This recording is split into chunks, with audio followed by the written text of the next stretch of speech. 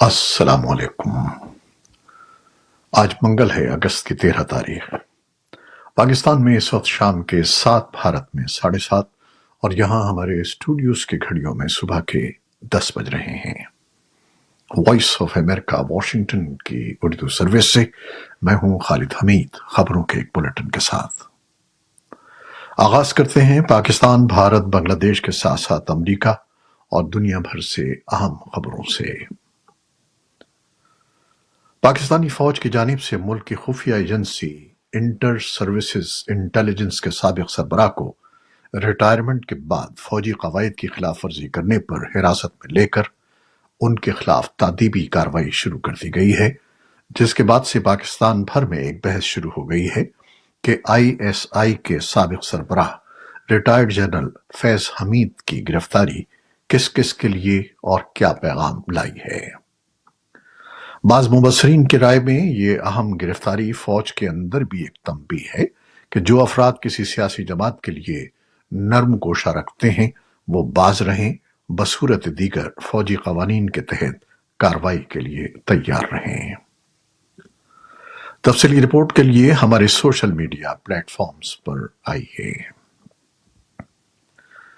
پاکستان کی حکومت نے نئی on line visa policy launch کرنے کا اعلان کیا ہے، جس کے تحت 126 ممالک سے آنے والے کاروباری افراد، سرمایہ کاروں اور سیاحوں کو 24 گھنٹے کے اندر ویزا جاری کر دیا جائے گا۔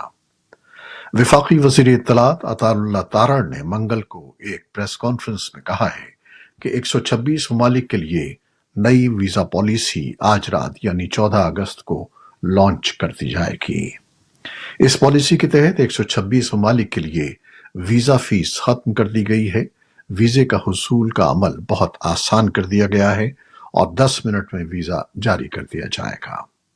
ان کے بقول خلیجی ممالک کے شہریوں کے لیے خاص طور پر ویزا آن ارائیول رکھا گیا ہے۔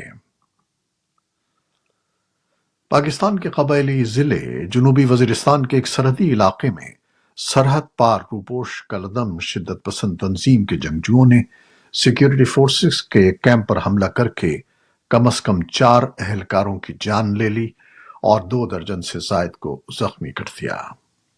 اس حملے کی جوابی کارروائی میں حکام 4 شدت پسندوں کو ہلاک کرنے کے دعوے کر رہے ہیں، تاہم علاقے میں ذرائع ابلاغ کو رسائی حاصل نہ ہونے کے باعث حکام کے ان دعووں کی تصدیق نہیں ہو سکی ہے۔ وائٹ ہاؤس کی ترجمان کرین ژان پیئر نے پیر کو پریس بریفنگ کے دوران کہا کہ امریکہ بنگلہ دیش کی صورتحال میں کسی بھی سطح پر ملوث نہیں ہے۔ بھارتی اخبار اکنامکس ٹائمز نے اتوار کو اپنی رپورٹ میں شیخ حسینہ کا حوالہ دیتے ہوئے الزام عائد کیا تھا کہ ان کی حکومت گرانے میں امریکہ ملوث ہے، کیونکہ امریکہ خلیج بنگال میں بنگلہ دیش کے جزیرے سینٹ مارٹن کا کنٹرول چاہتا تھا۔ اخبار کی رپورٹ کے مطابق شیخ حسینہ نے یہ بات اپنے ایک قریبی ساتھی کے ذریعے بتائی ہے۔ دوسری جانب امریکہ میں مقیم شیخ حسینہ کے بیٹے سجیب واجد نے اتوار کو ہی سماجی رابطے کی سائٹ ایکس پر ایک بیان میں کہا کہ ان کی والدہ نے ایسا کوئی بیان نہیں دیا ہے۔ وائٹ ہاؤس کے ترجمان نے کہا کہ ہم اس بات پر یقین رکھتے ہیں کہ بنگلہ دیش کی حکومت کے مستقبل کا فیصلہ بنگلہ دیش کے عوام کو ہی کرنا چاہیے اور ہم اس موقع پر قائم ہیں۔ بنگلہ دیش کی ایک عدالت نے معزول وزیر اعظم شیخ حسینہ اور ان کی حکومت میں شامل 6 اعلیٰ سطح کے عہدیداروں کے خلاف قتل کی تحقیقات کا آغاز کر دیا ہے۔ خبر رساں ادارے AFP کے مطابق مقامی وکیل مامون میاں کے توسط سے ایک پرائیویٹ شہری نے عدالت میں درخواست دائر کی ہے، جس میں سابق وزیر اعظم شیخ حسینہ، سابق وزیر داخلہ اسد الزمان خان، عوامی لیگ کے جنرل سیکرٹری عبید قادر سمیت پولیس کے 4 اعلیٰ افسران کے خلاف ایک شخص کو قتل کرنے کا مقدمہ چلانے کی درخواست کی گئی ہے۔ ڈھاکہ میٹروپولیٹن کورٹ نے مذکورہ درخواست پر پولیس کو حکم دیا ہے کہ وہ ملزمان کے خلاف قتل کی تحقیقات کا آغاز کریں۔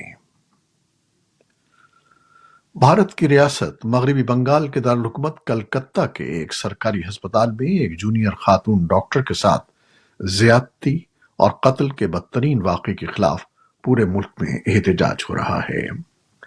ریزیڈنٹ ڈاکٹروں نے منگل کو ملک گیر ہڑتال کی، جس کی وجہ سے ہسپتالوں میں طبی خدمات بری طرح متاثر رہیں۔ وزیر صحت جے پی نڈا کے نام ایک خط میں ان کا کہنا ہے کہ یہ واقعہ ریزیڈنٹ ڈاکٹر برادری کی تاریخ کا شاید سب سے بھیانک واقعہ ہے۔ انہوں نے ڈاکٹروں کے تحفظ کا مطالبہ کیا۔ انسانی حقوق کی متعدد تنظیمیں بھی اس واقعے کے خلاف احتجاج کر رہی ہیں۔ خواتین کے انسانی حقوق کی تنظیم آل انڈیا ڈیموکریٹک ویمن ایسوسی ایشن آئیڈوا کی جانب سے کلکتہ اور دہلی میں مسلسل احتجاج کیا جا رہا ہے۔ کلکتہ ہائی کورٹ نے ریپ اور قتل واقعے کی سی بی آئی جانچ کا حکم دے دیا ہے۔ امریکہ نے مشرق وسطیٰ میں جاری کشیدگی کے تناظر میں خبردار کیا ہے کہ ایران اسرائیل کے خلاف جلد ہی حملہ کر سکتا ہے۔ وائٹ ہاؤس کے قومی سلامتی کے ترجمان جان کربی نے کہا ہے کہ اسرائیل اور اس کے اتحادیوں کو ایران کی جانب سے رواں ہفتے ممکنہ بڑے حملوں کے لیے تیار رہنا چاہیے۔ امریکا کے وزیر دفاع لائیڈ آسٹن نے اتوار کو یو ایس ایس جارجیا نام کی گائیڈڈ میزائل آبدوز کو مشرق وسطیٰ جانے کا حکم دیا ہے۔ ادھر ایران نے ان مغربی مطالبات کو منگل کے روز مسترد کر دیا جن میں کہا گیا تھا کہ وہ گزشتہ ماہ تہران میں حماس کے سیاسی رہنما اسماعیل ہانیہ کے قتل پر اسرائیل کے خلاف جوابی کارروائی نہ کرے۔ ایرانی وزارت خارجہ کے ترجمان ناصر کنانی نے ایک بیان میں کہا کہ فرانس، جرمنی اور برطانیہ کے اعلامیے میں صہیونی حکومت کے بین الاقوامی جرائم پر کوئی اعتراض نہیں کیا گیا، لیکن ایران سے بھرپور مطالبہ کیا گیا ہے کہ وہ ایسی حکومت کے خلاف کوئی اقدام نہ کرے جس نے اس کی خود مختاری اور علاقائی سالمیت کی خلاف ورزی کی ہے۔ ایران اور اس کے اتحادیوں نے ہانیہ کے قتل کا الزام اسرائیل پر عائد کیا ہے۔ اسرائیل نے اس پر کوئی تبصرہ نہیں کیا۔ امریکہ کی نائب صدر اور ڈیموکریٹک پارٹی کی صدارتی امیدوار کاملا ہیرس ایک عوامی جائزے کے مطابق رواں برس نومبر میں ہونے والے صدارتی انتخابات میں 3 اہم ترین سمجھی جانے والی ریاستوں وسکونسن، پینسلوینیا اور مشیگن میں ریپبلکن مد مقابل اور سابق صدر ڈونلڈ ٹرمپ سے 4 پوائنٹس آگے ہیں۔ امریکی اخبار نیو یارک ٹائمز اور نیو یارک کے سینا کالج نے 5 سے 9 اگست کے درمیان مشترکہ سروے کروایا تھا۔ سروے کے مطابق سابق صدر ٹرمپ نے ان اہم ترین ریاستوں میں بائیڈن کی مباحثے میں خراب کارکردگی کے بعد ان پر برتری حاصل کر لی تھی، لیکن کاملا ہیرس کے صدارت کے لیے دوڑ میں آنے سے ڈیموکریٹک پارٹی کی انتخابی مہم تبدیل ہو گئی ہے۔ یوکرین نے روسی علاقے کرسک میں کم از کم 800 مربع کلومیٹر علاقے پر کنٹرول حاصل کر لیا ہے۔ یہ اعداد و شمار institute for the study of war کی طرف سے فراہم کیے گئے ہیں۔ کیف نے گزشتہ منگل کو روس کے مغربی کرسک علاقے میں ایک بھرپور حملہ کیا تھا اور 2 درجن سے زائد بستیوں پر قبضہ کر لیا تھا۔ اقوام متحدہ کے انسانی حقوق کے ادارے کو روس اور یوکرین کے درمیان حالیہ فوجی پیش رفت کے ممکنہ اثرات پر تشویش ہے۔ ادارے کی ترجمان نے حالیہ سرحد پار کرسک کے علاقے پر یوکرین کے حملے کے بارے میں ایک سوال کے جواب میں کہا کہ اقوام متحدہ کے پاس 4 شہریوں کے ہلاک ہونے کے علاوہ ایک جنگی نامہ نگار اور ایک خاتون پیرامیڈک کے زخمی ہونے کی غیر مصدقہ اطلاعات ہیں۔ پاکستان میں انٹرنیٹ اسپیڈ اور مختلف سوشل میڈیا سائٹس کے کام نہ کرنے کی وجہ سے ای کامرس اور دیگر شعبے شدید مشکلات کا شکار ہیں۔ اس بارے میں حکومت کی طرف سے کوئی آگاہی نہیں دی جا رہی ہے کہ کن وجوہات کی بنا پر انٹرنیٹ کی اسپیڈ کم ہوئی ہے۔ اس بارے میں پی ٹی اے کے ترجمان سے رابطہ کیا گیا ہے، تاہم اس رپورٹ کے شائع ہونے تک کوئی جواب نہیں آیا۔ غیر سرکاری ذرائع کا کہنا ہے کہ فائر وال کی تنصیب کا کام جاری ہے اور انٹرنیٹ کی اسپیڈ میں کمی اسی وجہ سے آ رہی ہے۔ انٹرنیٹ اسپیڈ اور مختلف سوشل میڈیا سائٹس کے کام نہ کرنے کی وجہ سے ای کامرس اور دیگر شعبے شدید مشکلات کا شکار ہیں۔ اور اب ایک اعلان۔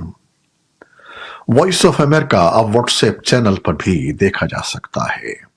دلچسپ خبریں، تجزیے، تبصرے اور ویڈیوز دیکھنے کے لیے واٹس ایپ پر VOA اردو کے اس چینل کو فالو کیجیے۔ واٹس ایپ چینل کا لنک ہمارے فیس بک پیج پر بھی موجود ہے۔ یہ تھی وہ خبریں جو فیس بک لائیو پر ہم نے آپ کے لیے پیش کی۔ ہماری ویب سائٹ، یوٹیوب اور پوڈ کاسٹ پر یہ بلیٹن آپ کے لیے پوسٹ کر دیا جاتا ہے۔ آپ ہمارے بلیٹن کو شیئر کرتے ہیں اور اپنے کمنٹس میں اپنی محبتوں کا اظہار کرتے ہیں، جس کے لیے ہم آپ کے بے حد مشکور ہیں۔ اپنی ان کاوشوں کو جاری رکھیے گا۔ نیوز پروڈیوسر عائزہ عرفان اور نیوز ایڈیٹر بہجت جیلانی کے ساتھ خالد حمید کو اب اجازت دیجیے۔ اللہ حافظ۔